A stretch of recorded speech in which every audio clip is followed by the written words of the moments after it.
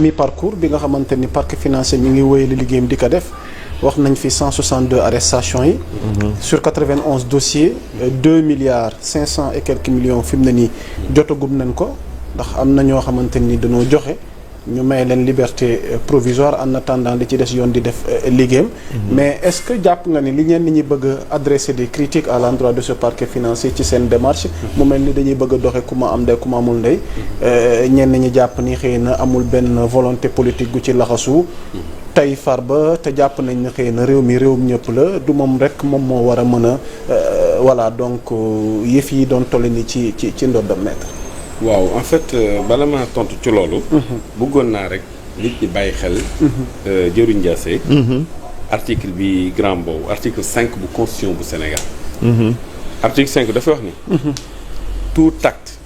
de discrimination raciale ethnique ou religieuse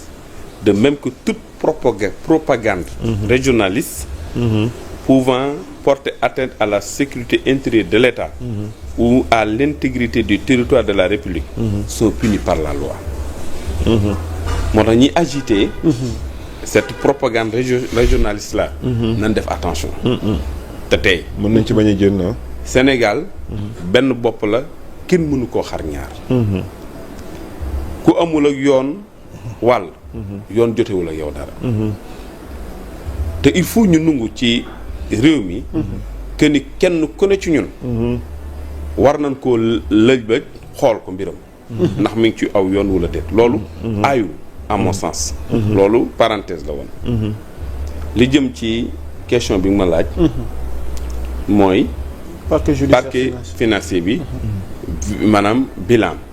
à mon sens c'est un bilan positif au contraire li ma bëgg a wax foofu rek mooy ñi doon jiima def manipulation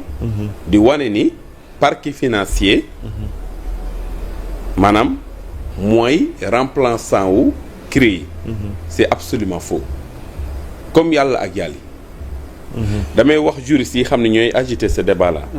nan poser la question xam nga CREI li tax ñu doon ko décrier mooy dafa sàmmuntewul ak yoon parce que da doon def renversement de la charge de la preuve mais ba pare amul en fait la règle du double degré de juridiction te loolu musiba la maanaam ji wóolu nit ni ko yaa def nangam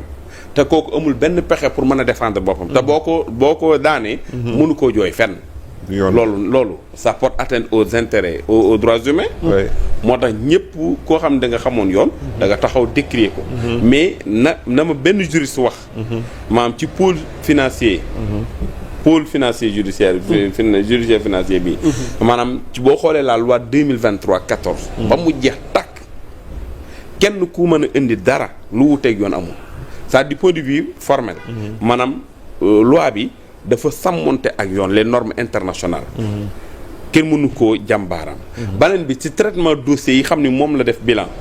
kenn ku la ci mën a wax ni am na une violation quelconque des droits humains amul te booy àtte ab juridiction da nga koy àtte ci ni ñu ko tëggee ndax baax na wala baaxul ndax dëppoo naa yoon wala déet loolu juriste yëpp d'accord na ni maanaam juridiction la bu tënku ci wàllu yoon en tout cas bu ñu xoolee maanaam le baromètre international mais beneen bi traitement dossier yi xam ne moo nekk en cours kenn gisul fu ñu salfaañe ak yelleefu ñi ni topp dëgg kon ñi bëgg a wax ni maam mooy créer bis ñooñu ils sont de mauvaise foi te gis naa ñu koy jiima jàllale sénégalais yeewu leen réew mu yoon la li wóor mooy la woon moom wonni na kon nan dalal seen xel ci wàllu kon man li may wax maam ñi xam ne ñoo ko composé xanaa di leen féliciter ak di leen encourager wax leen ni leen ñoom outil la boo xam ne nii moom mooy tax réew mi tegu ci aw yoon boo ma ko mayee sax mën naa ko fàttali comme dañuy taskatu xibaar tamit à titre de rappel parce qu'il faut rappeler que ministre Ousmane Diagne newoon na que la mise en place du pôle judiciaire financier est une réponse aux nombreux défis posés par l'exigence citoyenne de l'redevabilité, la mondialisation de l'économie, les flux rapides de capitaux, le développement des technologies de l'information et de la communication, ainsi que les multiples réseaux criminels qui ne connaissent pas de frontières et ne sauraient donc être démantelés que par des mécanismes judiciaires adaptés. Très bien. moo tax ñu ne le pôle judiciaire financier est composé des membres du parquet du tribunal de grande instance hors classe de Dakar. C'est vrai. Alaaji Alioune Abdoulaye Sylla mooy procureur de la République financier. Abdoulaye Diouf moom mooy procureur de la République financier adjoint. Ibrahima Faye substitut du procureur de la République financier. Arouna Sow substitut du procureur de la République financier. Membre du collège des juges d'instruction au tribunal de grande instance hors classe de Dakar. ñi ko compose ñooy Idrissa Diarra di président du collège des juges d'instruction financier. Massayer Sarr juge d'instruction financier. Babacar Diop juge d'instruction financier. Mouhamadou Ndéné Ndir juge d'instruction financier. Monsieur Moustapha Fall juge d'instruction financier. Madame Nelly Seko Dieng juge d'instruction financier. Membre de la chambre de jugement financière au tribunal de grande instance hors classe de Dakar. Papa Mohamed Diop président de la chambre de jugement financière. Monsieur Mouhamadou Yaham Keita membre. Morlo Ousseynou Sy monsieur Ngor Diop madame Aïssetou Kanté Faye. Les membres nag de la chambre d'accusation financière de la cour d'appel de Dakar muy Mamadi Diané président de la chambre d'accusation financière. Monsieur Alioune Sall monsieur Tahir Ka Abdoul Aziz Baro monsieur Samba Ndiaye madame Adjimam Bousso Gueye membre de la chambre des appels financiers de la cour d'appel de Dakar. Madame Anta Ndiaye Diop président de la chambre des appels financiers. Monsieur Mamadou Diallo monsieur Thierno Niang madame Fatou Bintou Sissoko monsieur Fall Babacar Sy. Et tamit pour rappel les magistrats du parquet financier et les juges d'instruction exercent leurs fonctions en tant que membres du pôle judiciaire financier à l'exclusion de toute autre activité. L'administrateur des greffes de la cour d'appel de Dakar et celui du tribunal de grande instance hors classe de Dakar mettent à la disposition du pôle judiciaire financier des greffiers pour assurer son fonctionnement. Pour jeexal ñu ne saisir d'une dénonciation, d'une plainte ou par une autre voie prévue par la législation en vigueur ou agissant d'office, le procureur de la République financière ordonne une enquête préliminaire en adressant des instructions écrites à des fonctionnaires de la hiérarchie A ou à des officiers de police judiciaire, procédant soit à titre individuel, soit dans le cadre de brigades spécialisées, dans des conditions précisées par décret. Le procureur de la République financière est informé de toute autre poursuite engagée auprès des juridictions de droit commun pour des délits contre les deniers publics, la corruption et les pratiques assimilé. Voilà donc lii xëy na c'était à titre de c'est très important. rappel donc di ci jaajëfal sunu doyen sunu naataango Saladi defoon ci liggéey gu yaatu nekk le soleil ndax it moom c'est important de le préciser par honnêteté intellectuelle donte jot nañ xibaar waaye traitement gu am solo gim ci def tam mat naa fàttali kon lii c'est important aussi de le préciser di fàttali ndax ñu ngi dégg pôle judiciaire financier ñan la nan la ñuy doxee ndax ku ma am ndey la ku ma amul ndey defe naa ne lii war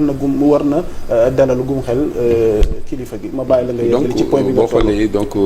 Dieuwrine Ndiassé li ma doon wax léegi grand Ablaye mooy li am boo demee ci pôle financier bi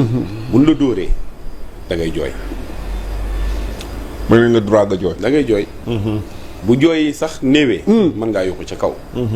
mooy que ni maanaam dafa am ay double degré de juridiction mooy boo d'accordul sañ ngaa dem ci ñeneen ñu àtte la ci wàllu woowu moo tax coow li bëriwu ci bu fekkoon dafa am problème kon gis nga juriste yi bind ci bu yàgg na tey Sénégal ni mën a critiquer mën a bind bu fekkoon maanaam juridiction bi maanaam ni ko tëggee dafa sàmmuntuwul ak yoon kon gis nga ay production yu bari intellectuelle waaye amu ci kon pour bu dalal Sénégalais yi gën ni ñii seen yéene du bu na xattal wala topp kenn képp koo xam ni yaa ngi sàmmonte ak yoon amul yow wàll képp koo xam ne dangaa jàdd yoon mais faw yoon jar sa kaw loolu il faut ñu nangu ko c'est important alors Dieuwrine Abdoulaye Mbow mon doyen laataa ñuy tëj chapitre Farba Ngom bi finalement donc nan lañ mën a séentoo ëllëgam ndax nan lañ mën a séentoo Moussa dégg nga maître nee na daas son waaw wax na dëgg fa mu jógee daa sori te ñu nangul tam yombul ndax humilité